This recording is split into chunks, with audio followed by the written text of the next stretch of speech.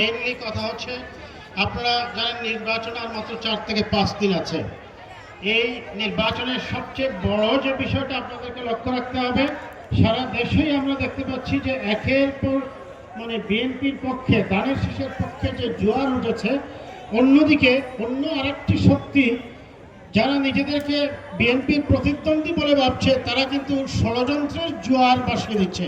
আপনারা দেখেছেন গত 2 দিনের মধ্যে এক জায়গায় লক্ষ্মীপুরে যে জাল সিল বানানো হচ্ছে যাতে করে নির্বাচনে কারচুপি করা যায়, আরেক জায়গায় একটা বাড়ির থেকে অস্ত্র উদ্ধার করা হয়েছে যাতে করে নির্বাচনে গণ্ডগোল বাঁধানো যায়। সেটার বিপরীতে বিএনপি কি করছে? মানুষের কাছে যাচ্ছে, মানুষের কাছে বিএনপির দর্শন বোঝাচ্ছে এবং মানুষকে এটাই বোঝানোর চেষ্টা করছে এবং আমাদেরকে সেটাই করতে হবে যে বিএনপি এদেশের আগামী দিনের গণতন্ত্র রক্ষার এবং গণতান্ত্রিক প্রতিষ্ঠানগুলোকে শক্তিশালী করে দেশের স্বাধীনতা ও সার্বভৌমত্বকে রক্ষার জন্য বিএনপি হচ্ছে এদেশের একমাত্র নিউক্লিয়াস।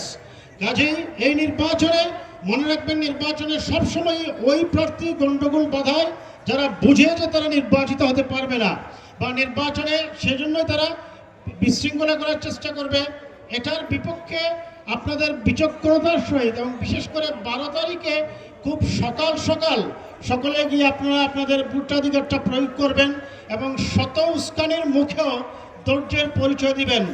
আমি আবারও বলছি, নির্বাচনে ওই চেয়ারম্যান প্রার্থী গণ্ডগোল বাধায় যে বুঝে সে পাশ করতে পারবে না। বিএনপি আমরা বিশ্বাস করি আগামী 12 ফেব্রুয়ারির নির্বাচনে বিএনপি সারা বাংলাদেশে একটি ল্যান্ডস্লাইড বিক্রি পাবে ইনশাল্লাহ।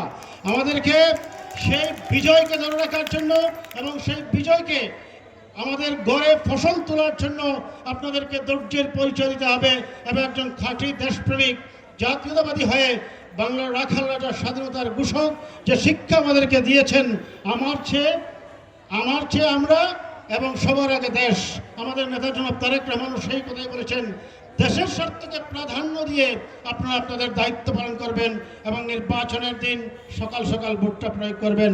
আল্লাহ আমাদের সকলের মঙ্গল করুক এবং এই দেশ ও জাতিকে আল্লাহ রাব্বুল আলামিন এই ফ্যাসিবাদ এবং দিল্লি কিংবা পিন্ডির দাসত্ব নয়, এই বাংলার মাটি ও মানুষের যে শাসন, গণতন্ত্রের শাসনকে আমাদের প্রতিষ্ঠিত করতে হবে। আমি আহ্বান জানিয়ে সবাইকে আবারও ধন্যবাদ জানিয়ে আমার বক্তব্য এখানে শেষ করছি। আল্লাহ হাফেজ।